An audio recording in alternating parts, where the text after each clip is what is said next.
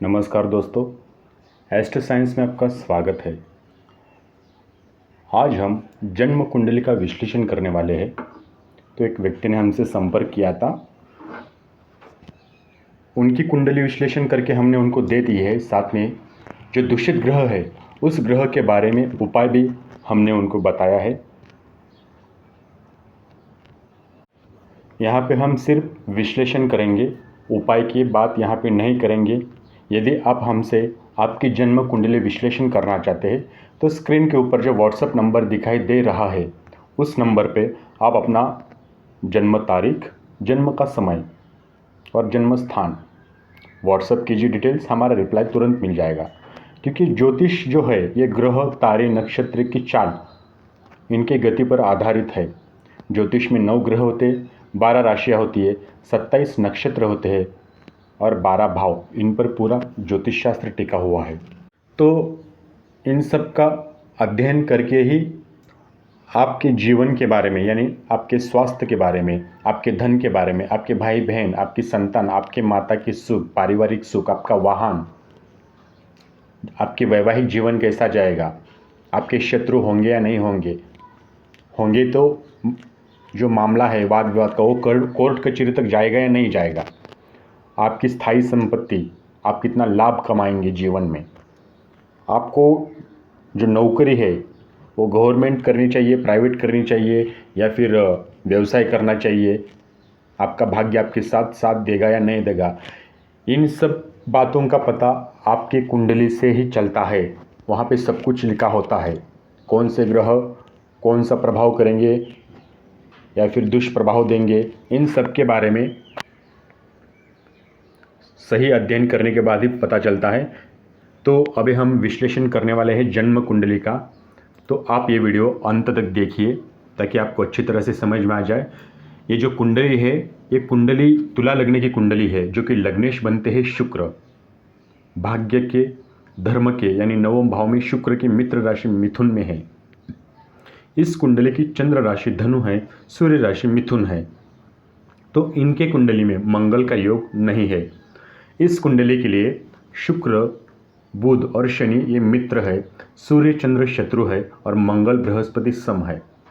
तो स्वामी सूर्य ये बाधा कारक होता है, इस कुंडली के लिए बाधा उत्पन्न करेगा। जब जब दशा अंतरदशा आ जाएगी सूर्य की, उस वक्त रुकावटें पैदा करेगा, बाधा उत्पन्न करेगा। तो सबसे पहले हम प्रथम भाव, तुला राशि है, स्वामी बनते हैं शुक्र, तो पहले भाव को लग्न कहते हैं। इस भाव का कारक सूर्य है। तो प्रथम भाव से आपका स्वास्थ्य, आपकी शारीरिक रचना, आपका चेहरा, स्वभाव, इन सब के बारे में विचार किया जाता है प्रथम भाव से। तो शुक्र पहले भाव से 9वें भाव यानी भाग्य धर्म भाव में मित्र राशि में स्थित है। तो ये बहुत ही अच्छी बात है, मित्र राशि में स्थित है, इसलिए आपको मानसिक एवं पारिवारिक सुख शांति प्राप्त होने वाली है। लेकिन यहाँ पे सम दृष्टि पड़ रही है तो थोड़ा बहुत तो स्वास्थ्य कमज़ोर रहेगा, थोड़ा बहुत रहेगा। दूसरा भाव देखते हैं, वृश्चिक राशि है, स्वामी बनते हैं मंगल, इसे धन का भाव, कुटुंब का भाव कहा जाता है। संपत्ति, परिवार, वाणी, आपकी दाईं आंख, नाखून, आपके नासिका, इन सब का विचार द्वितीय स्थान से, साथ ही आर्थिक स्थिति आपकी कैसे रहेगी, कुटुंब व पैतृक संपदा, इनका भी विचार द्वितीय स्थान से किया जाता है। तो अभी द्वितीय भाव में वृश्चिक राशि है जो कि स्वामी बनते हैं मंगल। तो मंगल दूसरे भाव से कर्म भाव में यानी नीच का होकर मित्र राशि में स्थित है। मित्र राशि में स्थित है लेकिन आर्थिक स्थिति मजबूत रहेगी, लेकिन खर्च बहुत बढ़ेंगे यहाँ पे। तीसरा भाव धनु राशि है, स्वामी बनते हैं बृहस्पति, इसे सहज भाव कहा जाता है। इस भाव का कारक मंगल है।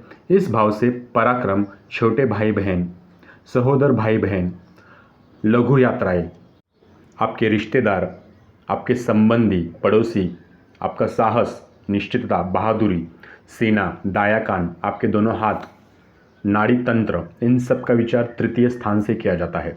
तो यहाँ पे बृहस्पति तृतीय स्थान में पराक्रम भाव में अपने ही राशि में चंद्र के साथ स्थित है।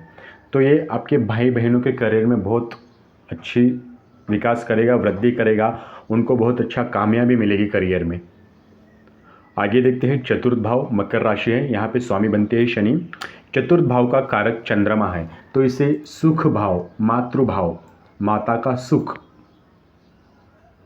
उनके साथ आपका संबंध कैसा रहेगा, सुखमय रहेगा या दुखमय, इन सब का विचार इसी भाव से किया जाता है। साथ में घरेलू वातावरण कैसा रहेगा, आपका वाहन, आपकी जमीन जायदाद, वैवाहिक जीवन में ससुराल पक्ष और परिवार का हस्तक्षेप, आपके आभूषण व कपड़े, इन सब का विचार चतुर्थ भाव से ही किया जाता है।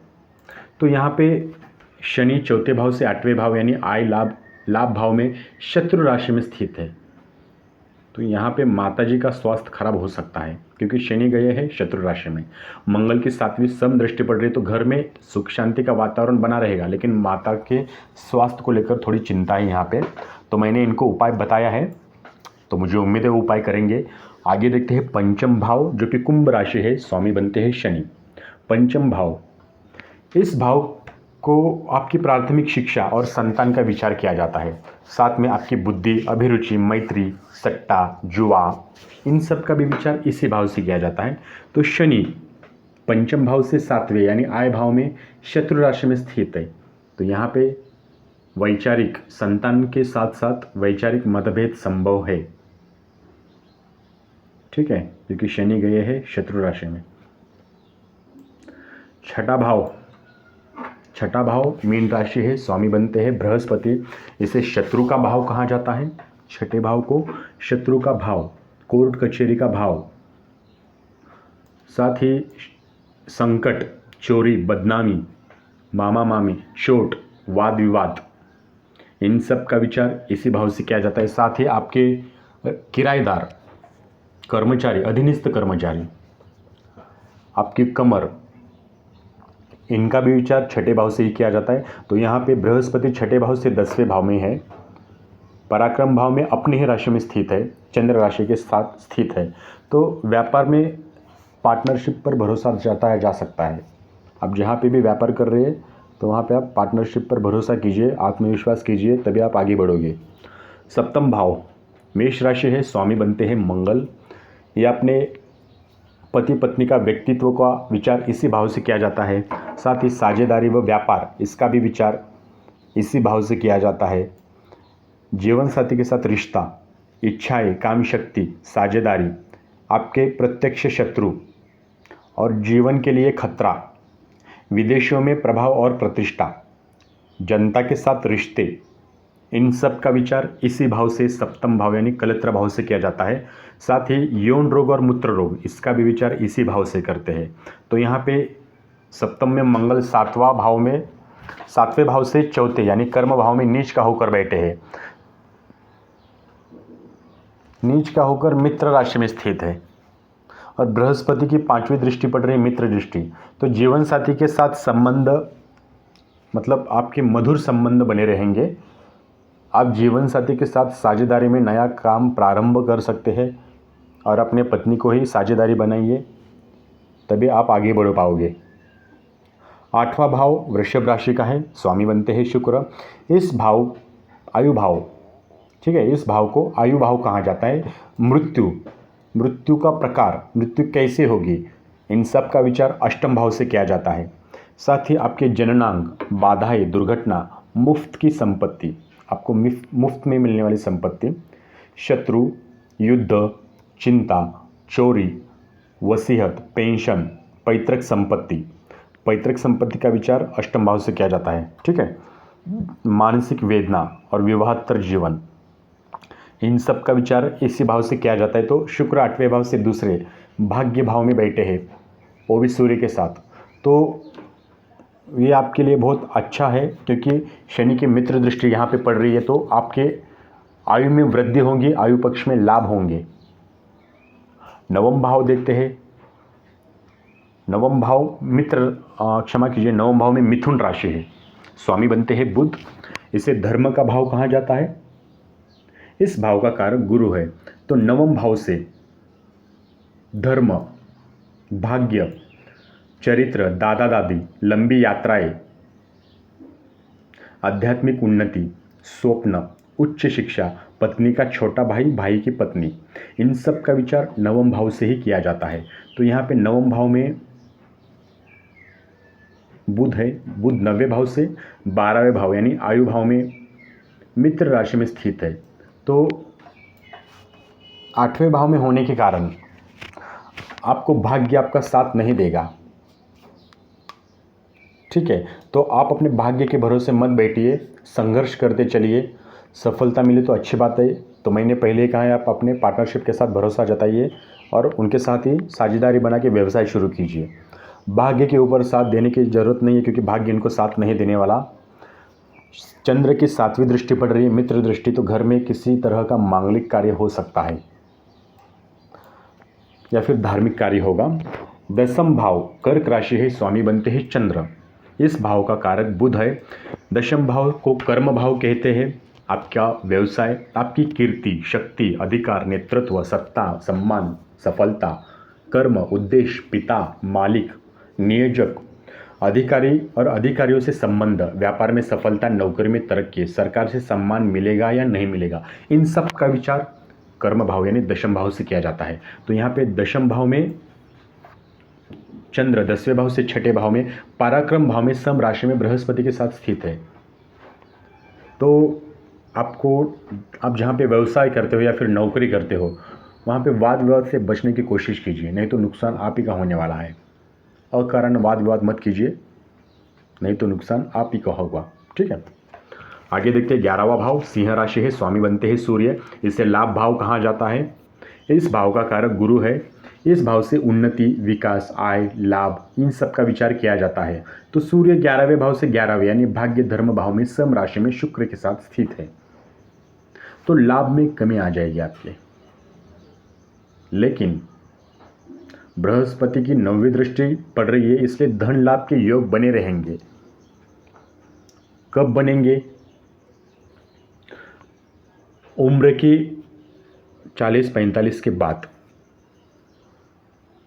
आर्थिक स्थिति उस वक्त मजबूत हो जाएगी और समाज में मान सम्मान भी बढ़ेगा आपका। 12वां भाव देखते हैं, क्षमा कीजिए, 12वें भाव से पहले 50 साल पकड़ के चल रहा हूँ। 50 साल के बाद ही आपको आर्थिक स्थिति मजबूत आएगी और समाज में मान सम्मान बढ़ेगा, क्योंकि बृहस्पति की 9वीं दृष्टि पड़ रही है इसलिए। तो अभी आगे देखते हैं आखिरी भाव 12वां भाव कन्या राशि है, स्वामी बनते हैं बुध। इसे व्यय का भाव, इस भाव का कारक शनि है। तो द्वादश भाव 12वां भाव हानि, दंड, कारावास, व्यय यानी फिजूल खर्चा, विवाह शादी में नुकसान, विवाह में होने वाला नुकसान, नौकरी छूटना, अपने से अपने लोगों से अलगाव, अलग होना, संबंध विच्छेद, लंबी यात्राएं, विदेश में सेटलमेंट यानी विदेश में व्यवस्थापन, यौन संबंधों से उत्पन्न रोग, काम क्रीड़ा में कमजोरी, शयन सुविधा, अय्याशी, भोग विलास, इन सब का विचार इसी भाव से किया जाता है, व्यय भाव से। तो यहाँ पे व्यय भाव का कारक जो है शनि है, स्वामी बनते हैं बुध। तो बुध 12वें भाव से 90वें आयु भाव में बैठे हैं, मित्र राशि में स्थित है, लेकिन वो कहाँ पे बैठे हैं?